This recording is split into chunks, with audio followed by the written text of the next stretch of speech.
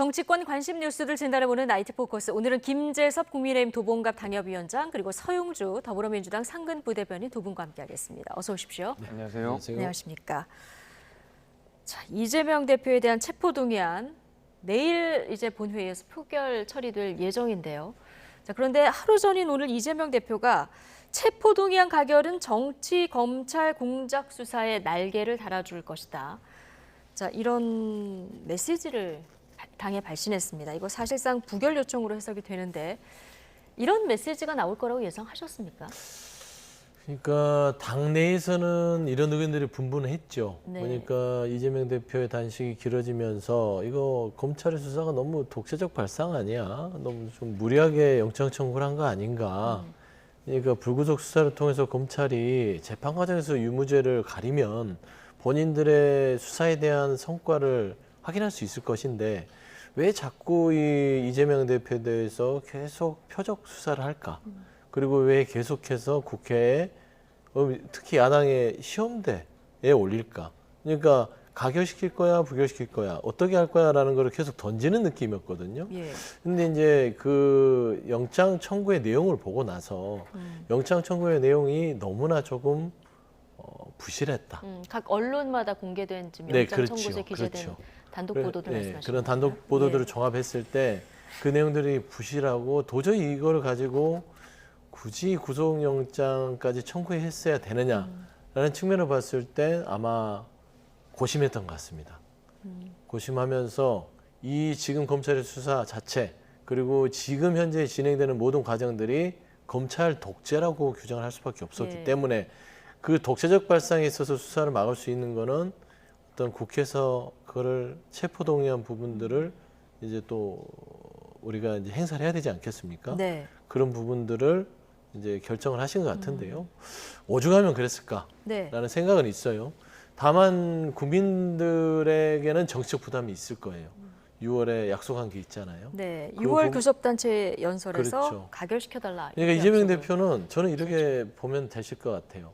그런 정치적 부담이 충분히 큰 거를 알고 있음에도 불구하고 그 부담을 내가 안고서라도 지금 정치적, 예. 검찰의 독재적 이런 수사에 대해서는 도저히 응할 수가 없다. 네. 이거는 본인이 응하게 되면 야당 전체의 모든 뚝이 무너지는 느낌이다. 라는 측면에서는 아마 그런 결정을 하지 않았을까. 그런 생각이 듭니다. 알겠습니다.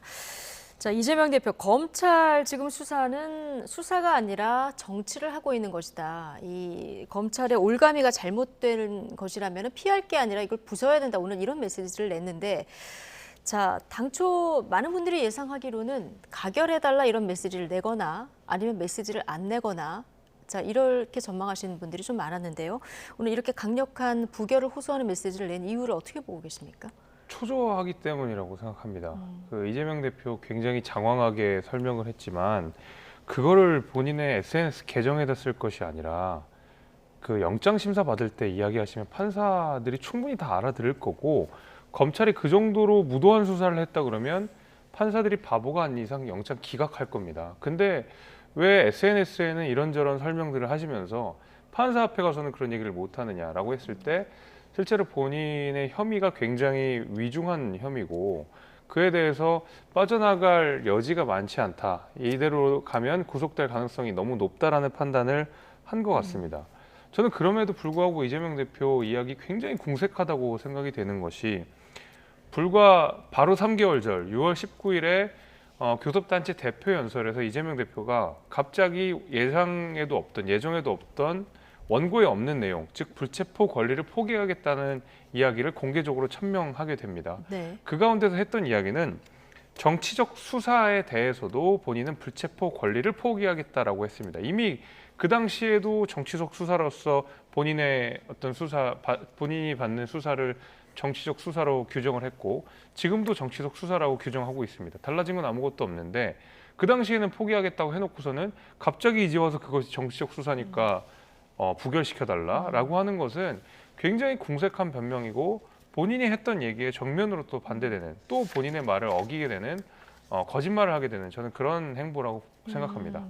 구속영장 청구서 내용들이 일부 이제 공개되면서 좀 초조해졌다 이렇게 보시는 건가요? 저는 그럴 거라고 생각하고요. 예. 그 이재명 대표의 혐의는 누구보다도 이재명 대표가 가장 잘 알 거라고 생각합니다. 그리고 구체적인 진술들, 구체적인 증거들이 나온 이상 이재명 대표가 더 이상 말로써 이 혐의를 회피하기는 어렵다는 판단이 섰던 것 같고, 당연히 영장에 적시된 여러 가지 내용들은 실제로 무기징역에 해당하는 여러 가지 내용들이 겹쳐 있는 만큼 이거 잘못하면은 큰일 날 수 있겠다. 내가 이대로 그냥 구속돼서 나오지 못할 수도 있겠다는 판단을 했기 때문에 저렇게 다급하게 단식을 하는 와중에도 부결시켜달라고 호소를 했다고 저는 생각합니다. 예, 구속영장 청구서 내용에 대해서 이제 두 분이 조금 다른 의견을 주셨는데요. 자, 민주당은 오늘 긴급 비공개 의총을 열어서 2시간 반 정도 이제 회의를 진행한 것으로 전해집니다. 어떤 이야기들이 오갔는지 직접 듣고 오시겠습니다. 최고위원회의 논의사항은 이재명 대표의 체포동의안에 대해서 부결하는 것이 적절하다.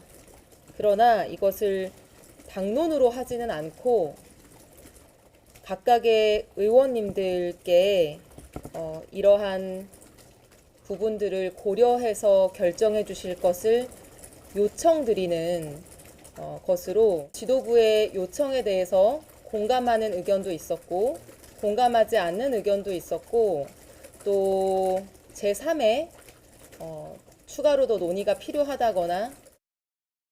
네. 자, 일단 부결하는 것이 적절하다. 이게 최고위에서 내린 결론이고요. 자, 당론으로 부결을 정하진 않았지만 이 최고위에서 모아진 의견을 고려해서 투표를 해달라. 이렇게 의원들에게 요청을 좀 한 상태다. 이렇게 얘기를 했거든요. 네. 이거 어느 정도 강제성인 겁니까?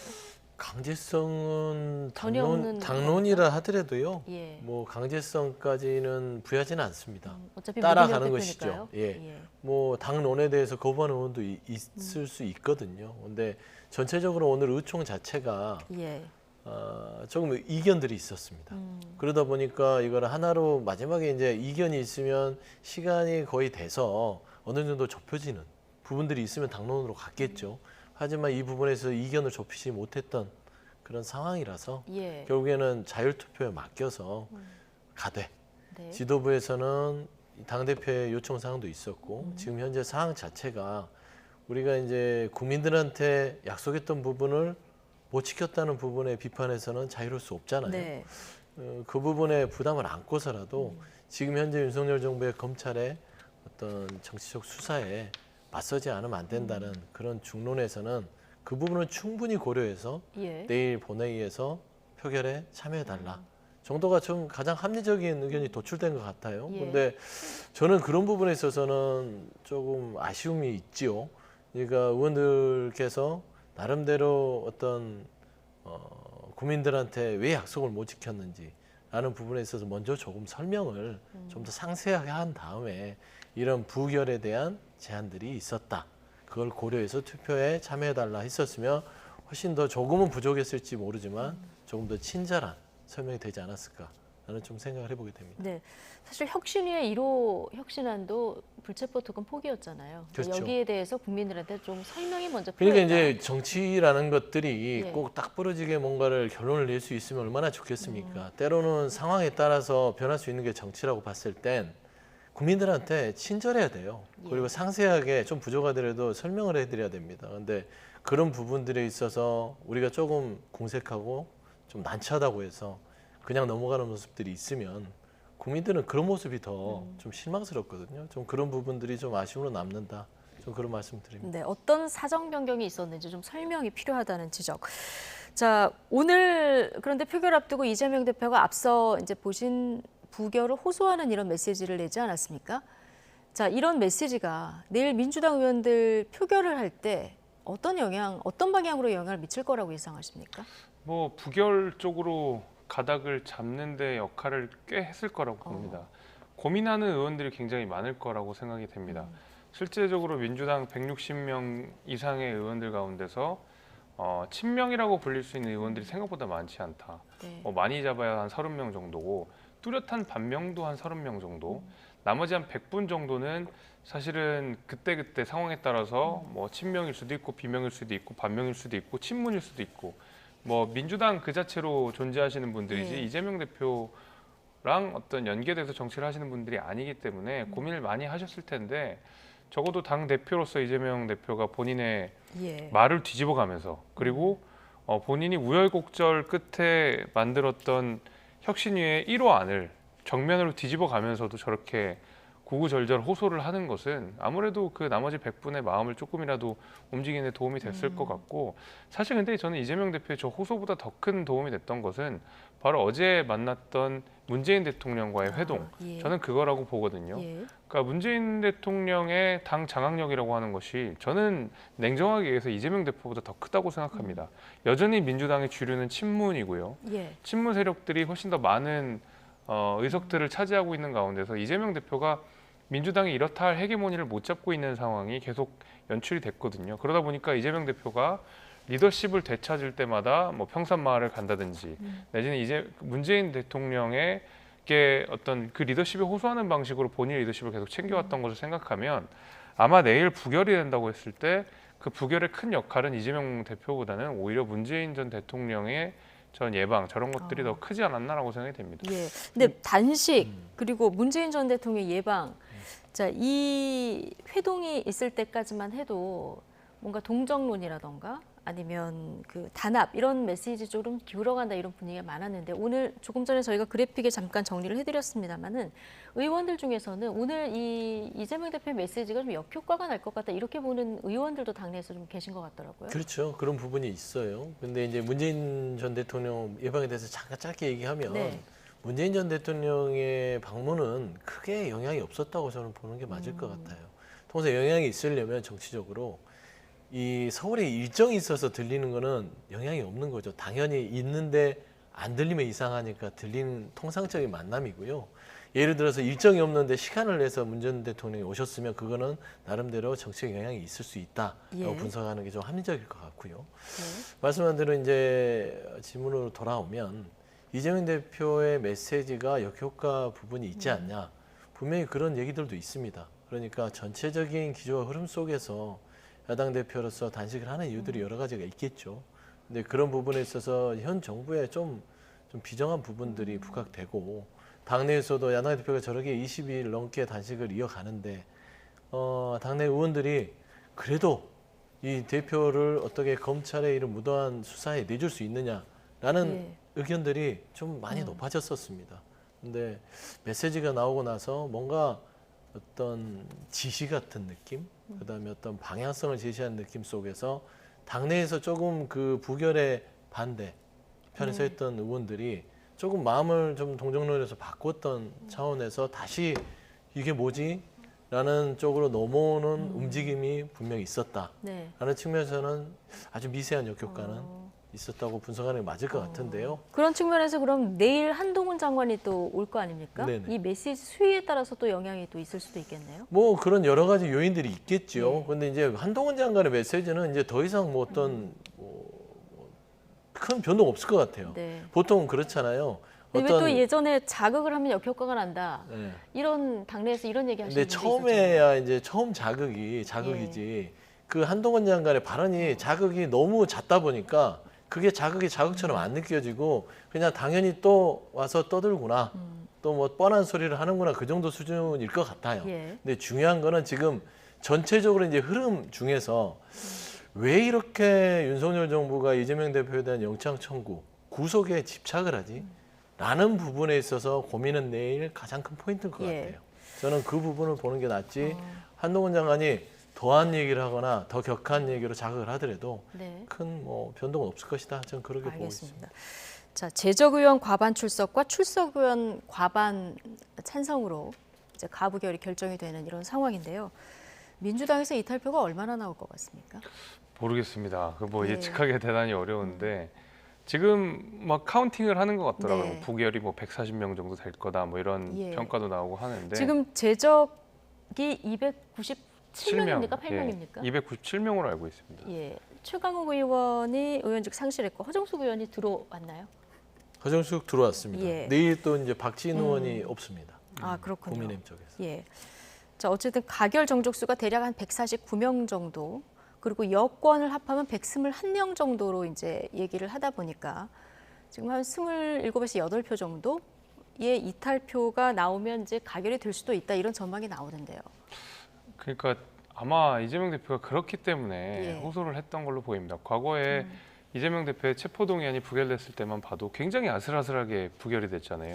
자칫하면 몇 표만 더 나왔으면 가결이 예. 됐었던 상황이었기 때문에 그리고 그 이후에 이재명 대표가 당대표로 민주당을 이끌어가면서 누적됐던 피로감이라든지 아니면 예. 부담감 같은 것들은 줄지 않고 더 컸기 때문에 아마 27표의 이탈표라는 게 굉장히 쉽게 생길 수도 있을 거라고 봅니다.